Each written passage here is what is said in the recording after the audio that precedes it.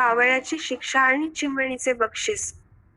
एक होता आळशी आणि लबाड कावळा. पहिल्या गोष्टीत पाहिला ना, तोच तो. तो लोळ लोळ लोळला, तर शेणाने भरला. त्याने वर पाहिले तर त्याचा डोळा फुटला. त्याने बिळात हात घातला तर त्याला विंचू चावला. तो देवळात गेला तर त्याला मार मिळाला. बिचारा रडरड रडला अन घरी येऊन झोपी गेला. एक होती कामसू चिमणी. पहिल्या गोष्टीत पाहिली ना घर स्वच्छ ठेवणारी. तेच तीर्थरू. ते लोळ लोळ लोळली, तर मोत्याने भरली. तिने वर पाहिले तर तिला चंद्रहार मिळाला. तिने बिळात हात घातला तर तिला अंगठी मिळाली.